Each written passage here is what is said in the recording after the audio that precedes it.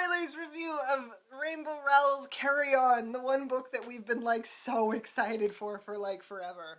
Wish came true because we actually did, like, on camera made a wish that this would actually become a thing.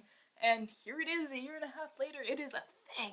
And it was really weird for me because I was doing NaNoWriMo 2 years ago and like procrastinating by reading Fangirl. And then this year I was doing NaNoWriMo and I was procrastinating by reading Carry On. And it just like, it bridged so nicely. Like, my life is a circle. Okay, so this book basically is Harry Potter-ish, but it's not Harry Potter. Simon Snow is going back to school. He's really excited, even though it's his final year, and he's very sad to have to leave the school. He is the chosen one. He knows he's the chosen one, and his destiny just kind of like weighs on his shoulder. He is the heir to the mage, the man who's running like the magical world in the UK. He's kind of making things better. He's also possibly making things worse. Nobody can quite tell what he's doing, but they all have an opinion on what he's doing. But he's like opened the magical world up to anybody who can use magic rather than just like kind of like the rich people who are really powerful, which is what the school was at one point. So you're almost kind of drawing a line like right down the middle between Harry Potter and Lev Grossman's The Magicians. Like, it's their view on magic is very similar because like with Lev Grossman was like so elitist. Yeah, where Harry Potter was pretty sure it's just like anybody half giant, bring him in. Anyways, Simon gets back and he's like, oh shit, I've got to see Baz again. And then Baz does not show up and Simon loses his shit. It's so great. Like, he just spends like pages after pages just like wandering around like, he's not here. Where is he? He's not here. What do I do? Like, your entire life is like you versus this one person, right? Like, you basically have a deal, like this agreement that you're enemies, and all of a sudden they don't show up. Like, there goes like half the meaning of your life. It's gone. He's probably out there plotting to kill me, and he's just plotting. I know he's plotting. We're gonna see it. And so when he finally shows up, Simon's just like, holy shit. But the real thing that kicks off this plot is the dead have started coming back because it's something they do every 20 years, like some kind of weird migration thing. But they come back, and if they have unfinished business, they'll tell a loved one. But unfortunately, if somebody is missing or not where they normally are, a ghost might go there and, you know, not be able to tell them. So Baz's mother, who was murdered, shows up, and she can't find Baz, so she tells Simon, hey, this is where you go to find my killer. Go tell Baz to find my killer. Give him a kiss for me. And, okay, so Simon, he's having a bit of a problem with this because he's a good person, right? He really wants to help, but at the same time, this is his arch nemesis. And he's like, oh, should I tell the maid? Should I tell my friend? Like, what do I do? And the more he tries to think about it, the more he doesn't want to think about it because Simon isn't a thinker. Simon is a doer. So basically when Baz shows up, he's just like, fine, here you go. This is the message, and you know what? I'll help you. And Baz is just like, okay, let's do it. Let's do it. We're gonna make a vow.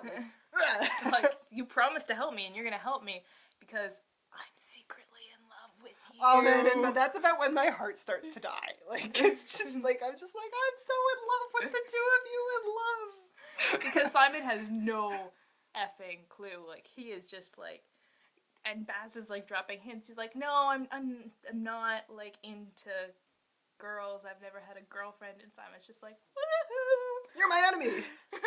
The reason you sometimes watch me sleep is because you're planning to kill me. Like, remember that time you sent a chimera after me? Oh, and so there's just this steady build-up of like back and forth, them snarking at each other and them kind of like getting closer and closer and starting to like have actual feelings for each other, but Simon still has no freaking clue. And Baz is too afraid to act on it. Like, because he knows he's in love with Simon, and he's trying to wrap his head around it, and he's like, I don't know what I want to do, because, you know, I want to freaking kill him, but I want to kiss him, and I want to kill him at the same time I'm kissing him, and it's just like, I think it's a really good representation of, like, a headspace of someone, like... Yeah. But anyways, so we kind of skipped over the fact that Simon is a chosen one, but he's not very good at magic, because when he does do magic, it kind of rarely works, I guess. It either, like, blows up and things go, like, really big, or, you know, it just doesn't work. But he's trying to fight the insidious humdrum, which is this thing that sucks magic out of the atmosphere, and he's been fighting it for years. Turns out it looks like Simon. Long story short, Baz and Simon end up kissing. And it's the best scene in the whole book. Like, you're just reading it, and you're just like, oh my god, this is amazing. Just because butterflies in my stomach. Because Baz is like, Baz is dealing with the fact that he's a vampire, and he comes from like kind of the whole purebred family thing, where he finds out that his mother was also bitten during the attack on the school when Baz was bitten as a child, but his mother pretty much killed herself. Like, she committed suicide because she did not want to be a vampire. And so Baz is kind of struggling with that. It's like, I'm alive, but I'm like, my mother would have wanted my me mother dead. would have wanted me dead, and and I'm a monster, and it kind of finally builds up to the point where he's gonna end his life, and he goes into this forest, and he sets this like forest on fire because, you know, Baz, you're flammable. and so Simon's just like, no, Baz, come back, you don't do this, and Baz is just like, just leave me here, and then Simon just like, no, Baz, come on, and then they just kiss.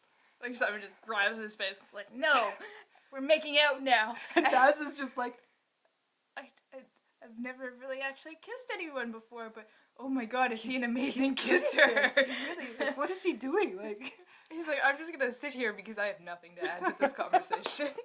And so Simon is really confused now too, because Simon is just like, I'm really liking this. I want to do this again.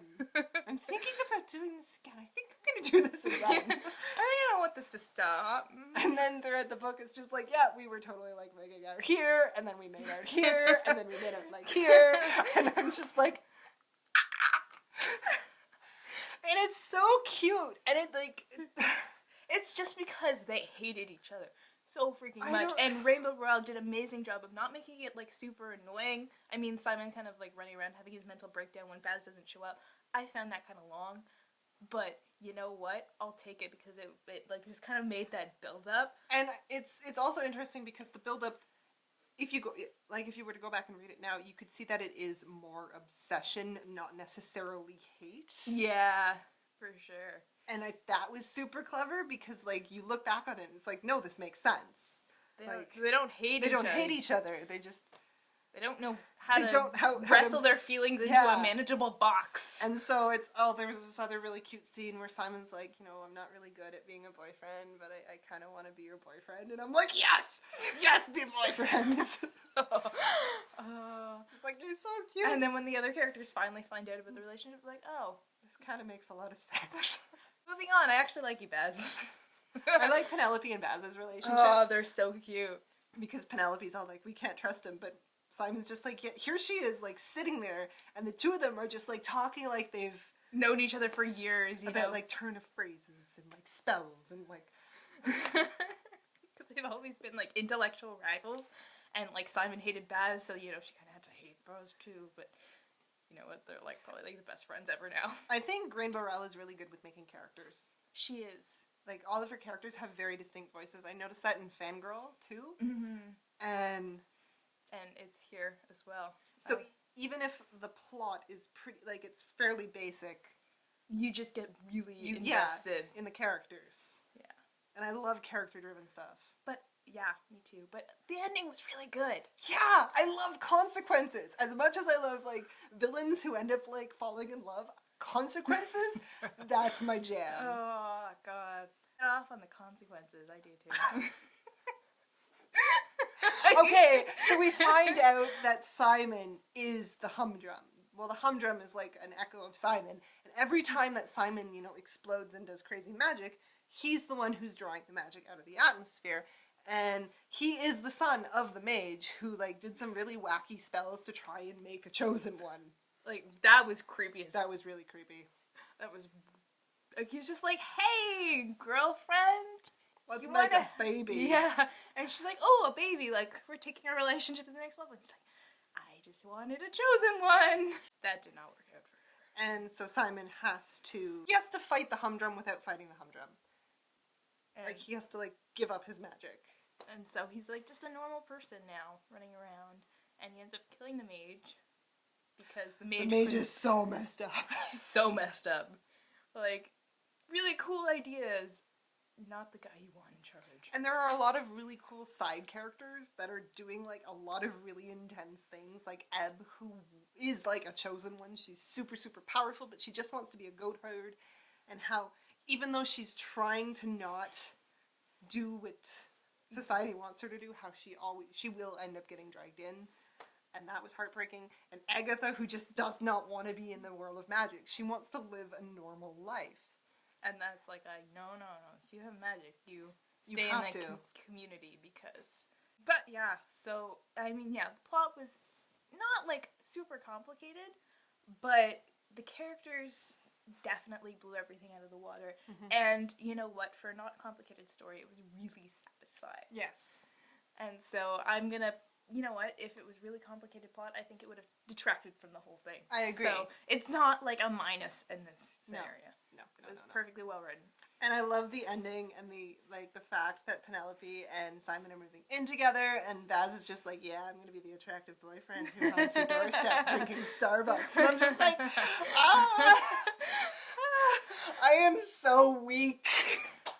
There's, like satisfying romance that doesn't feel forced. Where it's just, two characters who just They're drawn to do one it another. another. But not because they need to be together, but because... I love it so much. It's so good. So that was our obsessive rant over this book.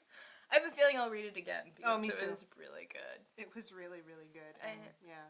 If she wanted to do more fantasy series, I am so I freaking am down. She wants to like pick this story up in like a novella in 20 years. Please God. Just do it. Like I'll be there so fast. I'll be like, how are Baz and Simon? Are they like basically the couple from Vicious? Because that would be great.